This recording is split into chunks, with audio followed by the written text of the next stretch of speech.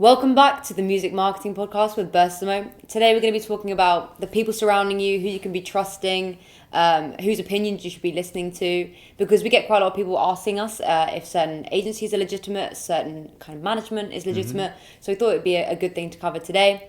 I think the best place to start is sort of who you should get your first opinions from when you're creating your music.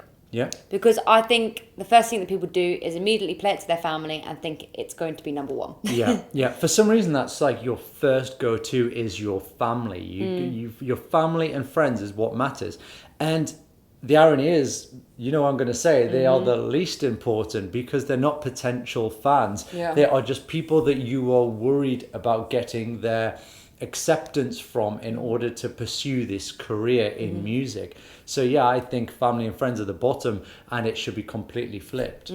Well, I think you mentioned this before in an Instagram video, talking about getting anonymous voters. Oh yeah. Because yeah. I think that's the best way forward. Because let's be honest, if you go to your friends and family and play them a song and you sit there and watch them listening to that song, there's no chance that they are going to tell you it's bad. Yeah. Because no one wants to be that rude. No one wants to be in that awkward situation. So you're not going to get honest feedback. You're going to get told that it's the best song in the world and it's going to chart. And how many and times... it's dangerous to have that attitude, I think. Exactly. How many times have you been in a situation where you've made something, forget music, but other things as well, whether it's a piece of art, whether it's a video, you don't know what people really think because you're too close to it, and you are always going to think it's amazing because you've spent so much time on it. I've worked with producers where things like gets overproduced because they kind of put too much into it and they can't hear themselves what the listener for the first time is hearing. So I love the idea of having anonymous voting and getting people to vote on whether they like the track or not, and make sure that they know that it's anonymous and there's no way of you knowing that you can see what they are voting for, essentially. Yeah, I think that's a great idea. I think that kind of leads us nicely onto like creating content as well that isn't for friends and family. The reason we always say this quite a lot is because often artists in the early stages will be using their personal account to promote the music. So for one, you're going to be worried what family and friends think about the music, which is harmful in itself. But then you're also going to be thinking about what they're thinking about your content. So you're not going to be creating content for your target audience. And your friends and family can't be your target audience. There's not going to be that big an audience. They're not going to sell out an arena, are they? I mean, I doubt anyone has that big a family. So instead, create something that's completely separate. You can completely have a new persona for your artist account. And you can create this whole thing around it which has nothing to do with friends and family. You don't even have to tell them you've got it. And it means that you're creating content and you're creating music for yourself, but also for that audience that you want. It's a very free feeling as well when you go and do something and nobody knows that you're doing it. Nobody knows your objectives or your goals. And it means you can take as long as you want with it. And also you don't get that gratification from starting, because all your friends and family are going to say, oh, well done, you started something. And starting something is not the achievement. It's kind of getting to a certain position.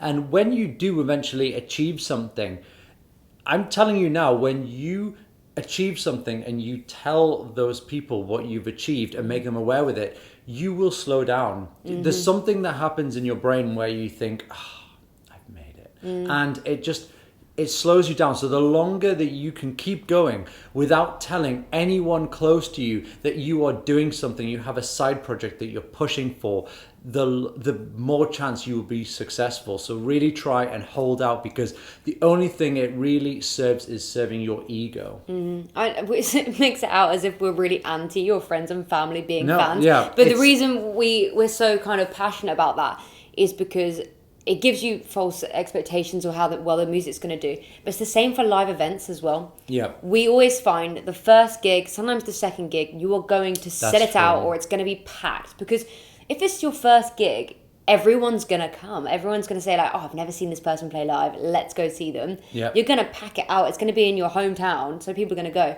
After that, you think you're going to sell out every single gig.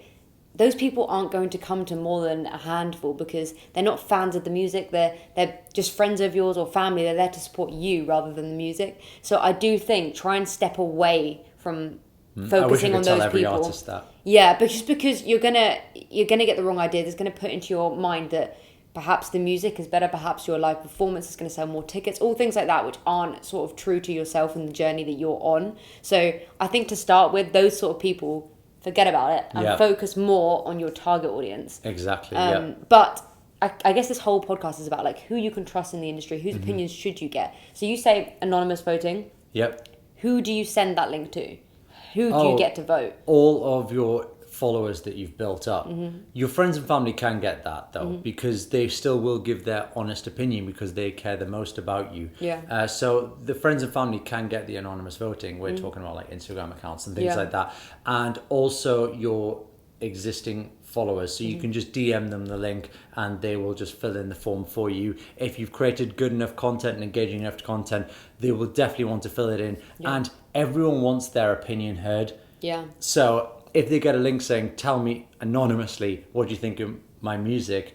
People will just answer that one question. I think that's the best way to do it, to be honest. And I think a lot of artists are probably quite scared to do that because it's a big jump and it's a scary thing to do, to see really honest feedback. But I think that's the only way an artist can progress. And that doesn't have to just be about your music. You could be saying, what do you think of my Instagram content? Because so often we work with artists and we look at their content strategy and we look at the content they're putting out and we're thinking, that is not helping your music career. But because their friends are commenting stuff like, oh, this is so cool, and fire emojis, they've constantly got that push that this is good content. And that's why it can become kind of dangerous. What you'll find is as your fan base grows and your followers grow, it makes it a lot easier to kind of take those rejections and not worry about those influential people in the industry. So imagine your followers are going up 100 followers a day because of your content, and then like one blogger gives you a bad review. It's not the end of the world. You're still getting 100 new fans a day.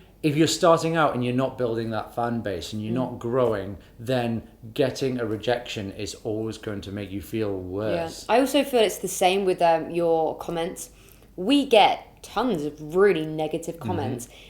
What we suggest doing every single time you get one of those, go onto that person's profile and see what they're doing with their music. I would say 99% of the time we get a negative comment, that person is doing absolutely nothing with their content. So they don't even have profile pictures. No, quite often they have no music or no content, or they're not even in the music industry, so it's nothing to do with them. They just want to leave negative feedback. So I actually do think it's worth looking into who those negative comments are coming from, because a lot of the time our comments aren't helping us at all. They're just negative, but there are sometimes they're really helpful. So when we used to not film on this camera and we didn't have a microphone, a lot of the comments were, the quality's not very good and I can't hear you very well. So that was really useful negative content, like negative comments. But there are going to be tons that you do look into their profile, because obviously this is about who you can trust and things. You'll be able to tell a lot by someone's profile. You'll be able to tell how legitimate they are in the industry, how legitimate they are with their music career, because there sometimes as well, it isn't just people with no profile picture and no music. It's people that have 100,000 followers on Instagram, but they're fake. Yeah, that affects people's ego. That's and for some reason, they think that they've got that credibility to now go and comment on your things as well. And if you're running ads, I think a lot of artists get worried about the comments that they're getting on ads, because you're shoving your content on people's timeline who don't necessarily want it.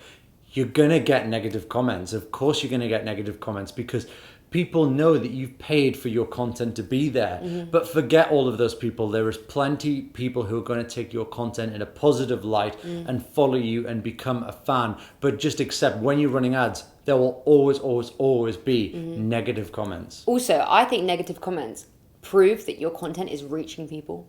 True, yeah. If you go to someone's account right now that has fake followers, you'll see that all the comments are like fire emojis, 100% emojis, all things like that are just either from bots or from friends and family. If you're getting an occasional negative comment, it means that you're being pushed out to an audience, but it also means that you have a message. And as soon as you've got a message, it means that you've got your niche. And if you don't have that and everyone's agreeing with you, you probably don't have a strong enough message, a strong enough theme with your content. So for example, we say that Spotify is amazing for artists. So there are tons of people that disagree with us and say that Spotify is harmful for the industry. It doesn't pay enough and it's not helping emerging artists. But if we didn't have our own points of view, this channel, our podcast, none of it would be successful. No one would be listening. And it's the same for artists. If you don't have an opinion on something, you don't have something to put out there, you're never going to get negative comments, but you're never going to get positive ones either. And one thing to note is when you use the Facebook and Instagram ad manager, you get a objective, which is like video views, engagement, profile views. A lot of people will select engagement, and that's, if you go and boost through the Instagram app, that will be the default. Now, if you think about it, also website traffic is another one. If you go into Spotify or a music video or something like that. Now, Instagram and Facebook are going to try and find the cheapest link click or engagement or video view it can possibly find. So if you choose the objective engagement, it's going to find the cheapest engagement that it can possibly find. Now, that's going to be negative comments a lot of the time as well as positive comments, because it's going to put your content or your ad out to people who engage and find the cheapest possible engagement, which means that you're going to suck in and attract a lot of people who are just keyboard warriors who comment on every single of your ads or every ad that they see, because that's just how they are. So keep that in mind. If you've gone for engagement, see, if you've gone for video views, they're going to go out to people who are always watching videos. So it's always trying to find the cheapest awareness for you. I think that covers who you can kind of trust on social media, is in the comments, who you should be getting opinions from. In the next podcast, we think we're going to cover talking about kind of who you can trust, but if someone reaches out to you, this is management, booking agents, PR agencies. I think that will be super useful for a lot of artists. But let us know what you think of this podcast. You can DM us on Instagram. You can leave a review as well. And we'll be back soon with another one. Yeah!